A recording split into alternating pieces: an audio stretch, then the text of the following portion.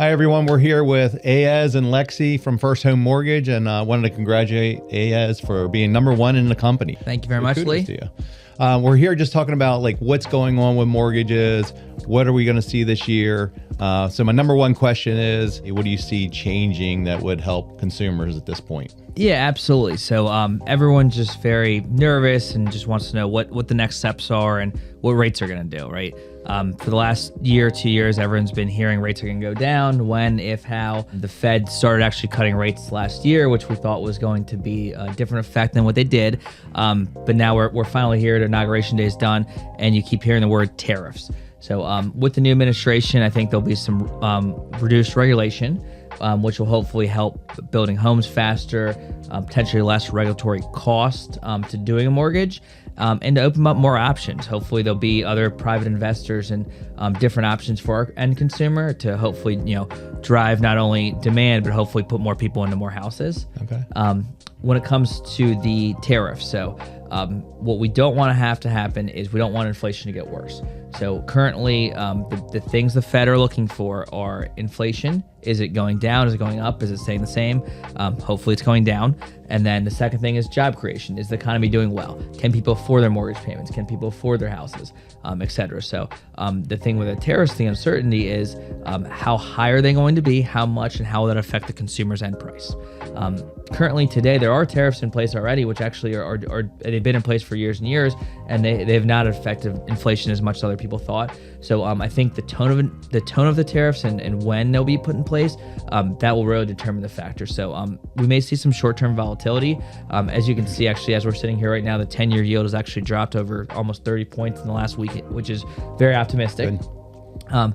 Rates, I don't think they're going to 8. I think they're going to go closer to 6 in the short term than the long term. Perfect. And then hopefully long term keep going down. Once the consumer gets more information too about what the tariffs will look like, that'll be a big difference. There's a tax bill at the end of this year that expires at the end of 2025. Once that, more than likely will get extended as well. I think once they see the outlook of what the next 4 years could look like, that'll hopefully get rid of some of the uncertainty, which will in turn hopefully help reduce mortgage rates as well. Good. The other thing we talked about was SALT tax. So let's just briefly hit on that and what that could do to help benefit consumers as well. Yeah, absolutely. So the SALT tax, that is the state and local tax restriction, which is currently at $10,000 per household, not per individual. So regardless if you're married, not married, it's $10,000 total. That includes your Maryland state tax, which is 9%, and your property tax as well, in addition to your local taxes. So with them potentially increasing that or abolishing it completely would actually make it a lot more advantageous for people not only to live in Maryland, but to also own homes. Yeah. With that $10,000 restriction, the average home buyer is not seeing the benefit that they once saw.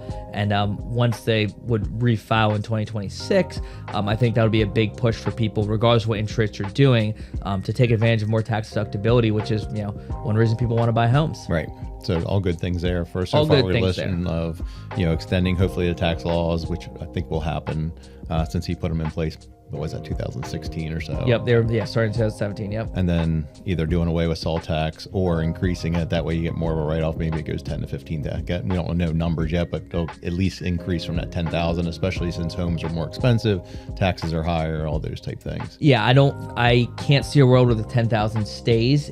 It'll either be raised or abolished completely, would be my point of view on that right now. Yeah, because I think of even from 2017 to where we're at now, we've had 30 to 40% increase in price. Absolutely. And home value, so taxes, of course, for real estate has increased that much as well. So can't wait for that. So Freddie and Fannie. So let's talk a little bit about that and how that may affect the consumer.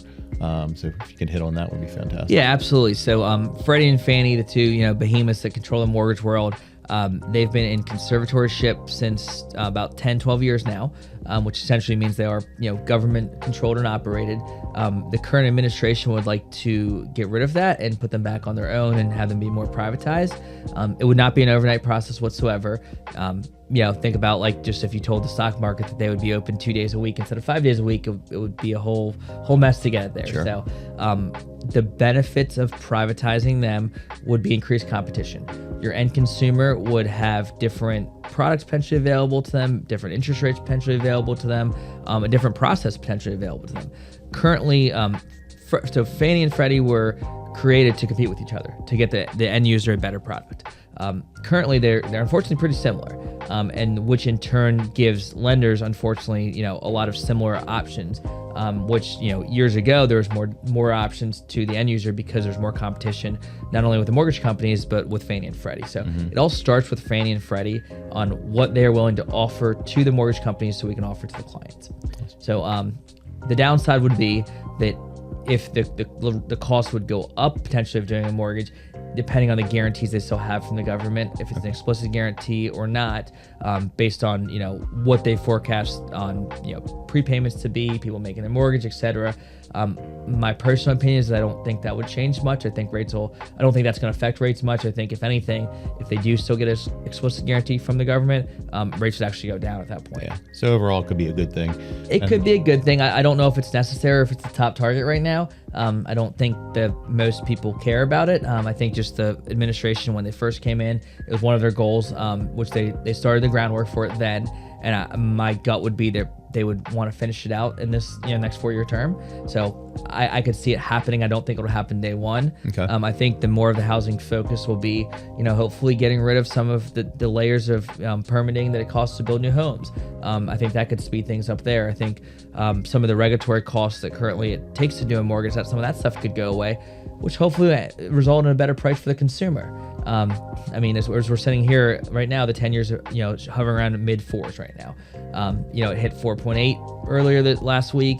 It had the lows of was 3.6 in September of last year. The less volatility out there, the more things settle, the better for interest rates. The spread is also much better from interest rates what it once was. We peaked at 8%, over the last couple of years, and I don't see 8%. I see us closer to 6% than 8% as well. Unfortunately, I don't see a 5% in the short term. Long term, I still think we get there. It's just going to take a little bit of time. And right now, we've been hovering right around the 7s, high 6s for the most part. Yeah, so. 6 to 7s, which again, people sitting on the sideline for the last couple of years, I think now they may change their tune and actually go ahead and do something. Yeah. The make me move rate's probably somewhere in the 5s. That someone that's sitting there on the 3% are more likely to leave at a 5, and someone who saw a payment at 6 or 7 that maybe couldn't afford it or were not comfortable with it, they could become comfortable with something in the 5. So my hope would be that we get there sooner than later. I think that would just be better for the entire market. One of the other things I want to hit on, what we've seen last year and a half, is the Fed says they're going to cut rates. They talk about it for, hey, it's going to be coming up. Then we watch the rates drop for the previous 2 or 3 weeks, drops. Then all of a sudden the Fed drops their rate to when the time says, yep, we're going to cut it. They cut it, rates go up. So just tell me what causes that? Yeah. So mortgage rates are very forward thinking. So last year before the Fed cut, I'll take it back a couple years. Before the Fed raised rates, mortgage rates started spiking because there was talks the Feds, they're going to increase their rates. Mortgage rates are always going to do ahead of time what they think they're going to do. Then towards the summer of last year, when things started to cool slightly, there was forecasts out there the Fed's going to cut 6 times, they're going to cut 3 times, whatnot. The Fed didn't technically say what they're going to do. Again, there's a lot of speculation behind it. Up until when the Fed actually did cut interest rates in the last fall, rates actually were in a great spot. They were under 6% temporarily there. The second Fed cut interest rates and changed their forecast of what the outlook was going to be, that's honestly when rates started to go up. So the Fed has cut at this point 100 basis points in interest rates over the last couple months, and mortgage rates have unfortunately increased. When the Fed says they're going to cut rates, they are cutting the overnight Fed's funds rate. That is what they lend money based on. It is indirectly tied to the mortgage rates. So based upon what's currently happening is the Fed changed their tune and said they're going to cut 0 to 2 times this year. So the market is very forward thinking of, okay, we thought there were going to be 4 or 6 cuts. Now we're gonna push back a little bit. So when you hear, again, the Fed is cutting rates, that does not necessarily mean your mortgage rates will be cut. There are many other factors that go into the mortgage rates. Again, they should translate equivalently. And I do think the Fed will keep cutting over time. There may be more of a pause temporarily than we thought. But long term, they will still cut to more of a neutral rate, somewhere around the 2% range. They're currently lingering in the 4s. Once that does happen as we get there, mortgage rates will continue to fall accordingly. Also with oil prices, there is a big, push on let's drill and let's get oil, more and more production. If that does drive down the price of oil, which will in turn hopefully drive down the cost of transporting goods, which helps inflation. So the consumer could see a lot of relief, not only at the pump, but also inflationary price, which will lead to mortgage rates. So everything it's a big universe. Everything's tied together. You pull one lever, it does affect the other lever. I will say the spreads between mortgage rates have gotten drastically better over time. So where the 10-year yield is sitting right now, the spread between what the 10-year yield is and the mortgage rates, it's somewhere in the 2.5% range. We got all the way to 3.5% range. So the closer that spread gets, the 10-year could drop less and mortgage rates could actually improve more because of the fact that there's less of a spread. So that's kind of to break it down in a bigger picture. As long as things stay less volatile, the spreads get better, and mortgage rates, everything else could stay equivalent, and the mortgage rates could improve somewhere from 0.25% to 0.5%. Just because the spreads get better. So we kind of had everything going against us the last couple of years, with inflation, with gas prices being higher, with the spreads being worse, people backing out of some of the jumbo products, things of that nature. Hopefully you see a lot of that coming back, and the sentiment is better, and also time. It's been 3 years since rates went up. People can only sit on the sidelines for so long. They're only going to live in their parents' basement for so long. There's going to be divorces. There's going to be equity. People want cash out. There's going to be things that make people move. I think we're finally at that tipping point to where they're not going to wait around anymore. With rents going up and up and up too, it's like they got to do something, and I think we'll see a lot of that this year. One of the other things we talked about, which just kind of makes me think, biggest transfer of wealth because of aging population, then they're transferring to the family. So somebody that's inheriting like grandma's house, right?